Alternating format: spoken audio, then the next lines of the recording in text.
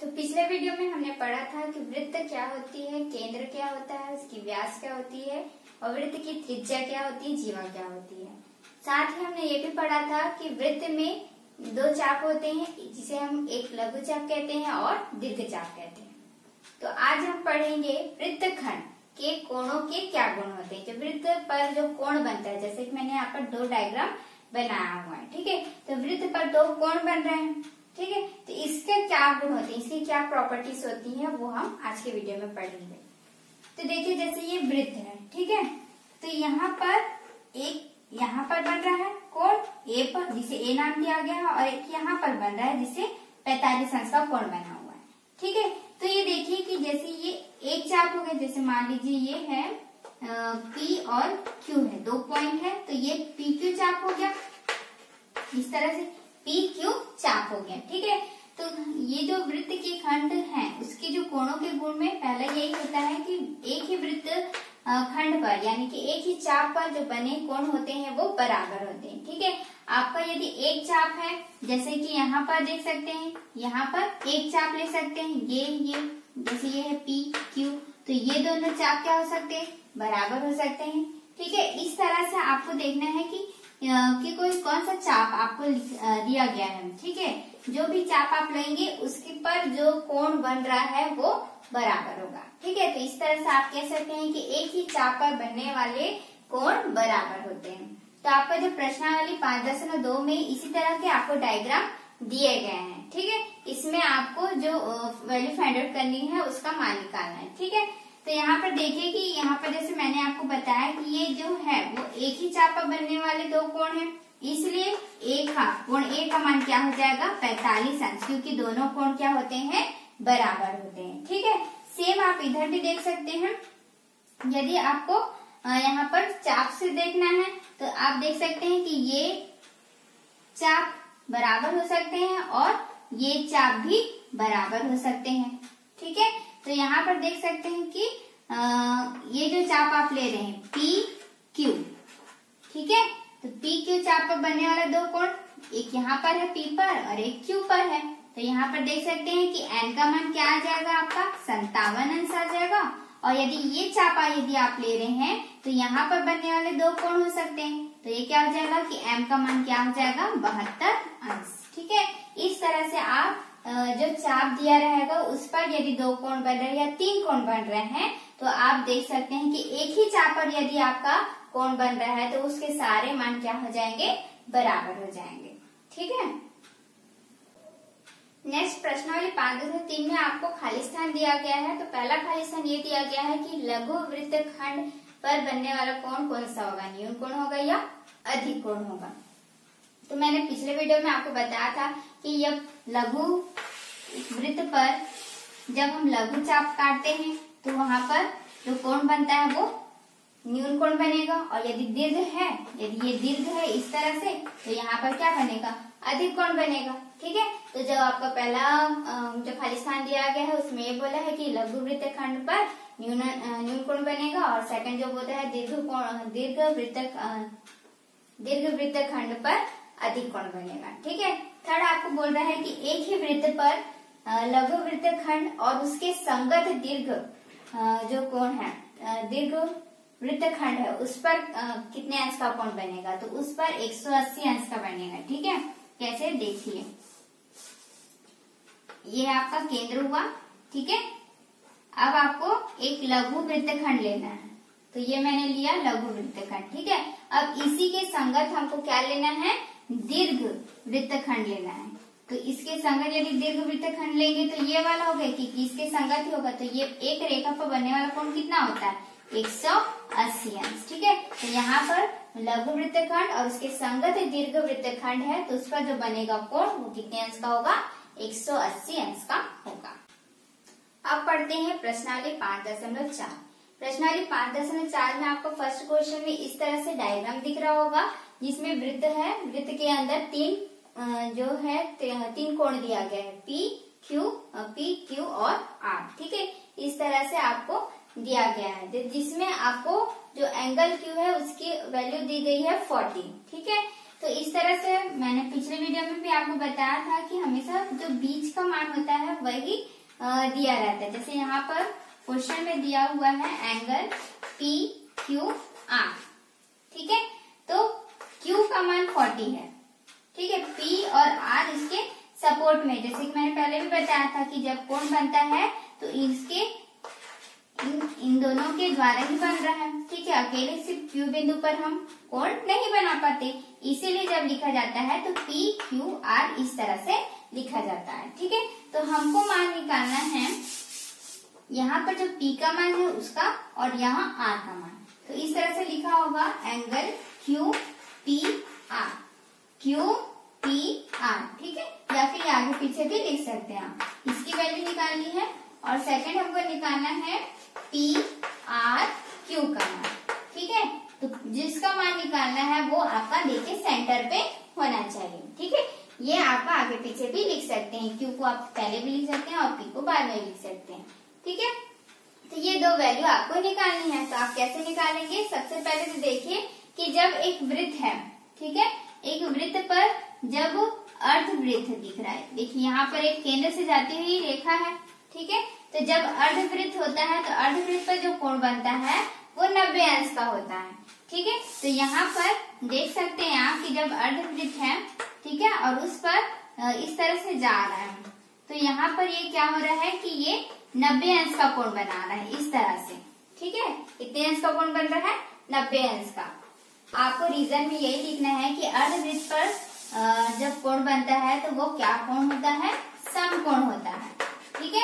तो समकोण है, इसलिए जो R है, यहाँ पर जो R कोण बन रहा है उसका मान क्या हो जाएगा? जो P R Q, उसका मान कितना हो जाएगा? 90 अंश, ठीक है। वृत्त के यानी कि अर्धवृत्त पर जो कोण बनता है वो समकोण का बनता है, इसलिए हमारा जो P Q R की वैल्यू है, एंगल R की वैल्यू है, वो कितनी हो जाएगी? 90 अंश। तो पहली जो हमको बोल रहा था वो निकल गया, ठीक है। सेकंड हमारा बोल रहा है P की वैल्यू। तो P की वैल्यू आप कैसे देखेंगे? तो देखिए यहाँ पर ये क्या बन रहा है? त्रिभुज बन रहा है, ठीक है। तो त्रिभुज में आपको दो कोण मिल चुके हैं, एक 40 और एक 90। तो आप तीसरा कोण कैसे निकालते हैं? कि त्रिभुज के तीनों अंतःकोणों का योग 180 अंश होता है। फिर वहां से हम पक्षांतर करके हल करेंगे, ठीक है। तो इसे इस तरह से लिखेंगे। रीजन आप देंगे कि हम जानते हैं त्रिभुज के तीनों अंतःकोणों का योग 180 अंश होता है, इसलिए कोण P प्लस कोण Q प्लस कोण R is equal to 180 degree, ठीक है। तो P की वैल्यू आपको निकालनी है, Q की वैल्यू 40 दिया है और R की वैल्यू 90 हमने अभी निकाला, ठीक। इस तरह से कोण P प्लस 90 और 4 को जोड़ेंगे, 90 और 40 को जोड़ेंगे तो कितना आ जाएगा? 130 अंश, ठीक है। और यहाँ पर हो जाएगा 180 अंश, ठीक है। अब यहाँ पर हम क्या करेंगे? पक्षांतर। क्यों? क्योंकि हमें किसकी वैल्यू निकालनी है? P की वैल्यू निकालनी है। तो P कब मिलेगा? जब यहाँ से 30 हटेगा। तो 30 को हटाने के लिए हमें पक्षांतर करना होगा, ठीक है। तो 30 हमारे किस में दिया है? प्लस साइन में। तो उधर जाके क्या हो जाएगा? माइनस साइन में। तो कोण P बराबर हो जाएगा 180 अंश माइनस 130 अंश। तो यहाँ पर P की जो वैल्यू हो जाएगी कितनी आ जाएगी? 50 अंश, ठीक है। तो यहाँ पर P जो दिया है वो इस फॉर्म में दिया हुआ है, तो आप नीचे लिख सकते हैं कि एंगल Q P R बराबर 50 अंश, ठीक है। तो इस तरह से हमारा जो फर्स्ट क्वेश्चन दिया हुआ था इसमें दो वैल्यू निकालनी थी P और R की। तो R की वैल्यू 90 अंश हो गई और P की वैल्यू 50 अंश हो गई। तो इसमें सेकंड क्वेश्चन दिया हुआ है, आपको डायग्राम इस तरह से दिख रहा होगा, ठीक है। जिसमें PQ XY बने हुए हैं, चार कोण बने हुए हैं, जिस पर आपको दिया हुआ है YPQ। देखिए कहाँ पर है Y? ये YPQ, ये ठीक है। YPQ जो त्रिभुज बना है उस पर P का मान दिया है 70 अंश। YQP उस पर दिया है 30 अंश, ठीक है। आपको वैल्यू निकालनी है PYQ, यानी कि यहाँ पर जो कोण बन रहा है उसका मान निकालना है, और सेकंड आपको निकालना है PXQ, यहाँ पर जो कोण बन रहा है। ठीक है, तो मैंने आपको पहले ही बताया कि यदि एक चाप है, ठीक है, उस पर दो कोण बन रहे हैं तो दोनों कोणों का मान क्या होगा, बराबर होगा। तो यदि हम दोनों में से किसी एक कोण का मान निकाल ले तो सेकंड वाले का भी सेम वैल्यू हो जाएगी। ठीक है, तो यहाँ पर देखिए आपको दिया हुआ है Q की वैल्यू और P की वैल्यू। ठीक है, यदि इस डायग्राम को इस तरह से देखें, चलिए इस तरह से देखते हैं, तो आपको एक त्रिभुज दिख रहा है इस तरह से। कौन सा त्रिभुज है, YPQ। कौन सा त्रिभुज है, YPQ। ये त्रिभुज है जिसमें आपको P की वैल्यू 70 दिख रहा है, Q की वैल्यू 30 दिख रहा है, और Y की वैल्यू हम यहाँ से निकाल सकते हैं। ठीक है, यदि हमको Y की वैल्यू पता चल जाएगी तो हमारा X की वैल्यू भी वही हो जाएगा। ठीक है, तो इस तरह से हम लिखेंगे, ये चीज हमारा दिया में आ जाएगा। उसके बाद हम लिखेंगे त्रिभुज PYQ में हम जानते हैं कि त्रिभुज के तीनों कोणों का योग 180 अंश होता है। ठीक है, इस तरह से हम लिख सकते हैं। तो P की वैल्यू हमारी 70 अंश है, Y की वैल्यू हमको निकालनी है, Q की वैल्यू 30 दिया है, बराबर में 180 अंश हो जाएगा। तो 70 और 30 कितने हो जाएंगे, 100 अंश, बराबर 180 अंश। ठीक है, तो कोण Y की वैल्यू हम पक्षांतर करके निकालेंगे, तो यहाँ पर आपको लिखना होगा पक्षांतर करने पर। तो यहाँ पर देखिए जो 100 है वो किसमें दिख रहा है, प्लस में, तो उधर जाकर किसमें हो जाएगा, माइनस में। ठीक है, तो कोण Y की वैल्यू हमारी क्या आ जाएगी, 80 अंश। 180 में से 100 घटाएंगे तो हमारा आ जाएगा 80 अंश। ठीक है, फिर नेक्स्ट आपको रीजन देना होगा कि एक ही जो वृत्तखंड है या चाप है, एक ही वृत्तखंड या चाप पर बनने वाले कोण बराबर होते हैं। ठीक है, तो इसलिए हमारा क्या हो जाएगा, एंगल जो हमारा PYQ है वो बराबर हो जाएगा एंगल PXQ की। तो हमारा PXQ की वैल्यू भी कितनी आ जाएगी, 80 अंश, जो कि हमारा Y की वैल्यू है। ठीक है, इस तरह से हमारा जो रीजन यहाँ पर लिखना होगा कि एक ही चाप पर आंतरिक कोण बराबर होते हैं, इस तरह से। ठीक है, तो ये भी सेकंड नंबर पर जो क्वेश्चन दिया था वो सरल है, आपको सिर्फ थोड़ा सा ध्यान देके बनाना होगा। ठीक है, तो थर्ड नंबर का क्वेश्चन आपको इस प्रकार से दिख रहा होगा, जिसमें आपको दिया है PQ बराबर है PR, के डायग्राम में भी दिख रहा होगा PQ बराबर है PR। ठीक है, आपको त्रिभुज दिया है PQR, तो उन तीनों कोणों का मान आपको निकालना है, क्योंकि यहाँ पर नहीं दिया है। ठीक है, तो इसके पिछले क्वेश्चन में जो फर्स्ट नंबर का क्वेश्चन था उसमें हमने पढ़ा था कि जो अर्धवृत्त का कोण होता है उस पर जो कोण बनता है वो कितने अंश का बनता है, 90 अंश का, क्योंकि वो समकोण होता है। तो यहाँ पर देख सकते हैं कि हमारा जो P कोण है वो कितने अंश का हो जाएगा, 90 अंश का। ठीक है, यहाँ लिखेंगे एंगल QPR, इसकी वैल्यू कितनी हो गई, 90 अंश। ठीक है, आपको रीजन में वही लिखना है कि एंगल PQR अर्धवृत्त का कोण है जो कि समकोण होता है, इसलिए हमारा QPR की जो वैल्यू होगी वो कितनी हो जाएगी, 90 अंश। ठीक है, तो एक कोण का तो मान हमको पता चल गया 90 अंश है। ठीक है, सेकेंड अब Q और R की वैल्यू निकालनी है। तो यहाँ पर देखिए कि दोनों भुजाएं जो है वो क्या है, बराबर है। ठीक है, दोनों भुजाएं बराबर है तो उसके जो चाप होंगे वो भी बराबर होंगे। चूंकि PQ बराबर है PR के, इसलिए उसके जो चाप होंगे वो भी क्या होंगे, बराबर होंगे, इस तरह से। ठीक है, तो हम यहाँ पर मान सकते हैं कि उसके कोण भी बराबर होंगे। तो यहाँ पर हम लिख सकते हैं एंगल PQR बराबर एंगल PRQ, इसको हम क्या मान सकते हैं, x अंश। ठीक है, हम इस तरह से माना कि लिखेंगे। ठीक, क्यों हमने लिखा, क्योंकि यहाँ पर दोनों भुजाएं बराबर दी हुई थी, इसलिए यदि बराबर है, यदि भुजाएं बराबर हैं तो उसके जो चाप होंगे वो भी क्या होंगे, बराबर होंगे। ठीक है, तो बराबर होंगे, इसलिए हमने जो उस पर आंतरिक जो कोण था उसको बराबर माना है और यहाँ पर हमने x कंसीडर किया है। ठीक है, x यदि हम यहाँ पर ले लें तो हमारा हो जाएगा त्रिभुज PQR के 3 कोण।